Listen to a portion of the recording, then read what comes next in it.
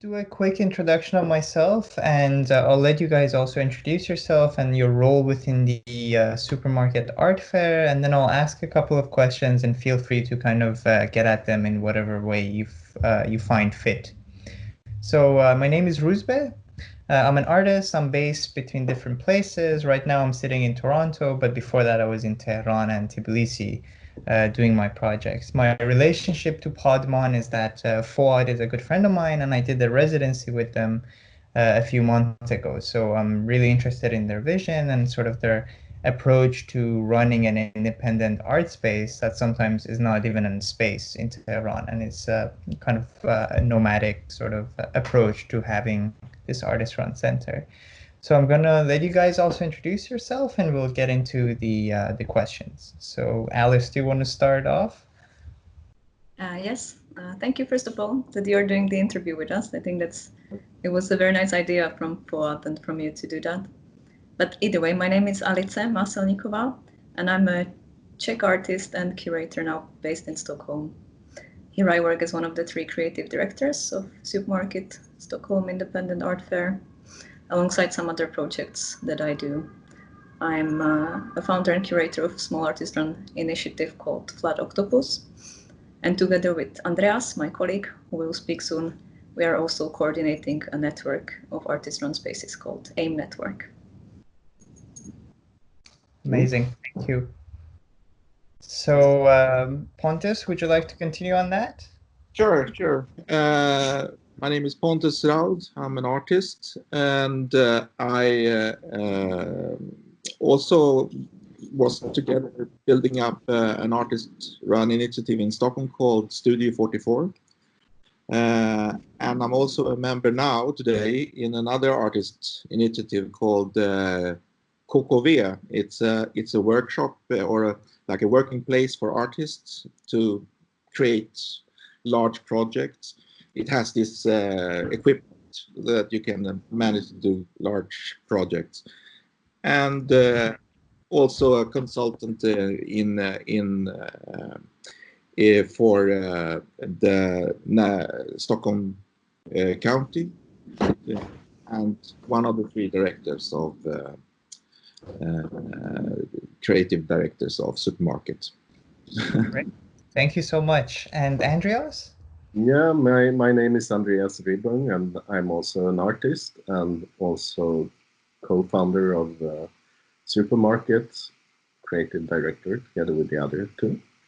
And I'm also part of an artist-run space called Candyland in Stockholm, and also an art consultant for acquisitions for the county of Stockholm regions. Great, thank you so much. It's so good to have all of you here. I'm gonna go through some of the questions and kind of open up the space for all of you to pitch in whenever you like. So all of us at Paadmaan and everyone that we talk to about the Supermarket Art Fair, we're all very eager to understand and hear some kind of an origin story of how all of this started. So would that be possible to kind of understand how this started? What was the interest and enthusiasm behind working with specifically artist-run centers and independent art spaces in Sweden, but also on a global scale? Yeah. Well, it started 2006, and the artist-run art scene was kind of a new phenomenon in Stockholm at that time. And from an art critic perspective, it had no great value. So we were really, from the beginning, quite oppositional. So we found a space inside an old art institution, and we wanted to create an art project that was about and by the artist-run art scene, to show them the strength of this art scene. And when we got together 10 initiatives that I invited for this project, and then everybody was a little bit irritated of this new art fair, a high profilic art fair that was quite commercial, and its name was Market, just as an indicator of the way it worked, to sell and buy commodities. Right. So we decided to make a smaller version of an art fair, and we called it mini market. And so we created a kind of a happening that played with the concept of an art fair.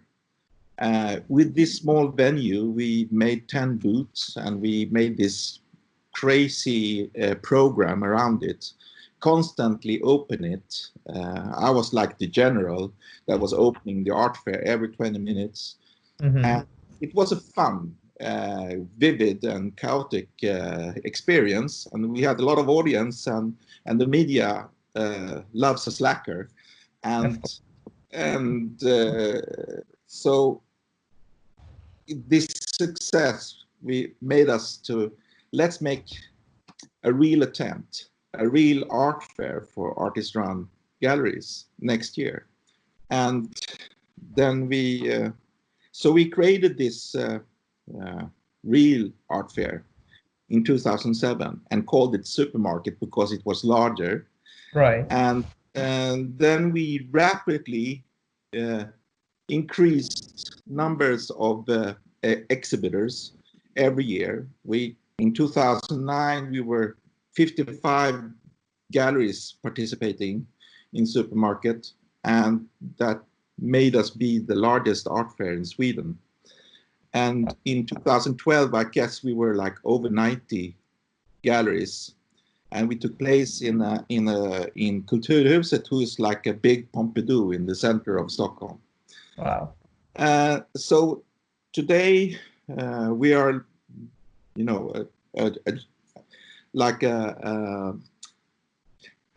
been doing this art fair for like 14 years now, and annual art fair.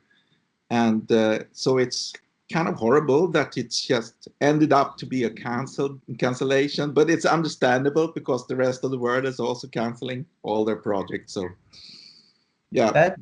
That's really interesting. I mean, you say 2006, it doesn't sound like a long time ago, but 14, 15 years ago, it's a long time ago. So it's really been going for a long time. That's really interesting. What we're all really interested also to hear about is how did this need for an artist, like an art fair that is primarily working with artist-run centers and independent art spaces, why do you think it arose specifically from Stockholm? Because it's a very unique way of approaching art fairs. Of course, it has to do with your creative kind of input and the way you were imagining an art fair to work as the directors and the people behind it. But also, how do you think the geography specifically influenced this need for having the art fair in Stockholm? During discussions with other art initiatives in other cities in Europe, we found that it would be very hard to start a SuperMarket, this kind of art fair project in London or in Amsterdam or even in Berlin, because the problem is it's so hard to get some sort of visibility or attention when you're in a part of the center. Stockholm is a little bit outside, it's the periphery, and also I wouldn't say that we got any very good support from our city and our state at the beginning, because it took us almost 5 years before we got support from them. But today they are very supportive. And I don't know if that's the case if you're inside a very big city in Europe. Right. Yeah. That's really interesting because, of course, it's the classic kind of story amongst most artist-run centers where you have to start kind of proving yourself for many years before anyone turns up with any sort of support. Yeah. And what I find interesting is really your conversation about the periphery becoming sort of a creative center where the periphery acts as a platform for doing these kind of experiments, showing to the world how productive and successful they can be, and then from there you can kind of branch off to other places. So the next question that I have, moving on from the kind of genesis point of the art fair, is with the framework of your goals, the visions and the mission, the mandate that you find is central to your work, how close do you think over these years you have come to these initial sort of intended goals of the supermarket? I think we really increased the visibility and also the credibility of artist-run initiatives, and contributed to many new networks and so on. So I think we filled the role there. But we also realized after a while that the format of the fair is like the only way we could arrange such an international exhibition, because we create the framework and then every exhibitor produce their own part of it. So in that we're able to do something like this with participants from more than 30 countries every year. Of course. And what's yeah. Sorry, go ahead. Yeah, I'm waiting for the next the follow-up question actually. I mean, I'm going to comment on your what you just said. What's fascinating to me is when you hear the term art fair, immediately what comes to mind is something commercial, something that obviously brings a lot of people together, but is meant to generate revenue for the people that are running it. But then you take that concept, put it on its head, and then turn it into some venue where people who are actually engaging with it are not necessarily doing it out of any sort of they're independent artist spaces, so they're not necessarily doing this for any sort of commercialization of the product, the work that they're doing. And I find that a very, maybe not to say noble, but a very interesting and complex way of approaching the idea of an art fair. And that sort of leads me to the next question of how do you think within this context that is so known to everyone, that the art fair is part of the art market, a commercial sort of entity, how do you think SuperMarket has been sort of functioning within that realm? How do you position that in that realm? Yeah, there is a big difference from an art fair for commercial galleries, because we don't focus on sales, but there are also other components of an art fair, the exhibition for an audience and the meeting between the galleries, and in this case other forms of artist initiatives. So we focus on the networking between these, and we have a huge program of other parts of the exchange of knowledge and so on. And everyone wants to collaborate rather than compete. Right. Which, like the feeling people often have at participating at commercial art fairs, that there is this competition all the time. Great. So you started with that initial intent, and of course over the past 14, 15 years working with all these different artist-run spaces around the world, your vision must have changed slowly but surely. How do you think this interaction with these other institutions have helped you sort of evolve your intentions and mission and mandates and so on? Yeah, so as you maybe noticed, we divided the questions, so we are replying in order. So this one's mine, but basically this whole communication or this whole interaction with the artist-run spaces, it happens for us. It happens on many levels. It happens from the past exhibitors that we have had in this many years. Then it happens when we do research. So continuously before we open the open call every year, we do a proper research of the new artist-run spaces from around the world that we would be interested in inviting. And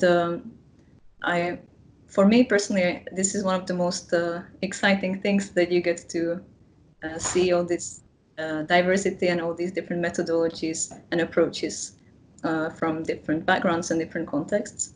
So that's one thing.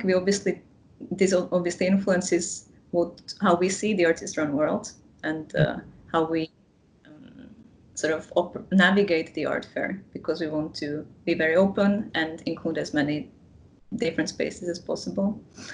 Then when we will have finished this research and actually have the exhibitors, we take their comments and inputs very seriously. So we try to improve the program as much as possible based on what on the opinions that we gather, or what kind of feedback we receive from our artist-run spaces. You mentioned the word research, which obviously is very important for a project at this scale. And I'm so interested to know, how does the research at this scale work? Because we're looking at hundreds, if not thousands, of artist-run spaces around the world. And you guys must be doing an insane amount of work just wrapping your head around what exists out there, let alone curating things among such a complex network of institutions. What does your research actually look like throughout the year as you're going through the planning for the art fair? Yeah, I mean, it varies, of course. One of the biggest benefits is this, what we touched upon earlier in some of your earlier question, is that throughout SuperMarket, this huge network of artist-run spaces has been created over the years. So we can use this network, and it's a sort of reciprocal relationship. So not only our exhibitors benefit from being connected in this network, but also we ourselves, we receive a lot of information on what's happening on the artist-run sector, what kind of new emerging spaces are out there that we could look at. So we get a lot of stuff from that, which is amazing, of course. Yes. And then like it depends also. We have a focus on different countries over the years. Sometimes we would like to invite spaces from Russia, or we focus on spaces from Canada, as we had, or from the Middle East, for example. So it involves a lot of Googling up also, and going through websites, looking at interesting proposals. Yes, And different art. What you're mentioning in terms of your research process, it actually sounds like the art fair and the people that are involved with it are in no way the end result of research, but they're in itself some kind of an organism, as you're mentioning, that people that are involved with it and all the other institutions who have been involved with it in the past are sort of engaged in a feedback loop where everyone's helping each other grow. So in no way is the art fair the end result, but something that is ongoingly in process of being made. That's really interesting to think about for me. I guess, it's got a big value. Before you mentioned that people who take part in the art fair don't have a commercial motivation, for example. But they have this. There's always this motivation that you get connected to this large network, which for independent art spaces to be able to reach these opportunities is very important. Of course. And I guess the research and also the result of an art fair and a system of working like this is very intergenerational, because each kind of artist-run center in whatever country they may exist in have new emerging artists in their own context that are engaging with that institution. So you really, over the 15 years, you must be working with a very complex intergenerational sort of system of working. And that's really interesting for me to wrap my head around. I guess this can lead me to my last question, which is more of a self-reflective question for us. And knowing that you have been in conversation with Paadmaan over the last few weeks, months, we're very curious to know sort of what you think about what's special about Paadmaan and how they're different or similar to some of the other art institutions and artist-run institutions that you have been in conversation with over the last years. I can start replying to that because it ties a bit again to what I was saying before, and that's that we really want to have this kind of diversity and different, not only different backgrounds and different approaches, but also showing spaces from contexts with different political and artistic structures. For us, it's very important that we involve.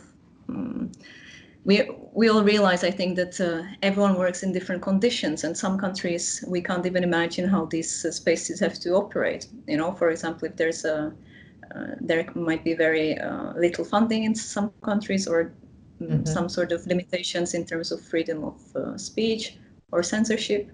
And when we were looking at Paadmaan's proposal, I think what struck us as really interesting is that they focus on on the local community and the collectivity that they try to engage their surroundings in the art projects. Great, thank you. And what you're mentioning about the local community, for me, again, is really complex in the context of what we're even doing right now, because all of us, I think, are very much rooted in our local communities and are dedicated to helping their cultural kind of sphere evolve. But at the same time, we have sort of an interest in the international community and sort of bringing all of these platforms together, which again is fascinating to me in terms of the localities that are involved in the supermarket and all these countries that come together. Great. Is there anything else that you would like to add? I know your opening is in 20 minutes, so I don't want to keep you. No, actually, our opening's at 6. I'd like to hear you a question. Is it possible to sell art in Iran? Yes, of course. So the Iranian scene is actually also very complicated, like everywhere else, and a lot of it is reliant on a commercial basis. So there are quite a lot of commercial galleries in Tehran, but of course there are larger economic issues at play, such as, you know, the sanctions, the entire economy collapsing. So although there is private money there, it's not necessarily being spent all the time. I think it's interesting to see how Paadmaan has been working with some international exchanges that seem to be without physically traveling. Mm-hmm. And because what we do when we invite artists from hundreds of artists from all over the world, and we create really crowded events, that is at the moment like the worst thing you can do. Of course. But also increasing awareness of the climate crisis. You shouldn't fly as much as we've been doing. So maybe we have to think about different solutions for international exchange without flying. Of course. And I guess the quarantine measures that are in place right now are really a big reminder for all of us about the potentials that virtual spaces in general can bring for artistic creation and networking and exchange. Specifically, what I find very interesting about Paadmaan, and again, as I mentioned earlier, I have limited kind of connections with them as an artist and an artist in resident with them, is that most of the time they're operating without a space, even in their own kind of local community. So they might have a space 1 month, the next month they may go virtual. So they're really adapting to this idea of flexibility in terms of space, which probably with the upcoming conditions with global warming and all sorts of space shortages amongst artists, it might become the new norm where all of us have to get so flexible with not having a space. Of course, precarity comes with it, but there's certain power and strength in the transitory kind of embracement of this flexibility. Yeah, something that was a weakness in the past can become a big strength in that. Of course, changing times. But I had one reflection on what you were saying before about the local community and the international community, and I think it's important also to keep in mind that there would be no international art scene without the local art scene, you know. So that's just an easy way maybe to think about that one, why local art communities are so important. Exactly. And I guess the vice versa might also be true to some extent, that without an international discourse, local art scenes might feel isolated or not have the creative juice they need to continue producing with a good momentum. Yeah, exactly. Great. Well, if there isn't any other input or comments, anything you want to add at the end, I think we can wrap this up.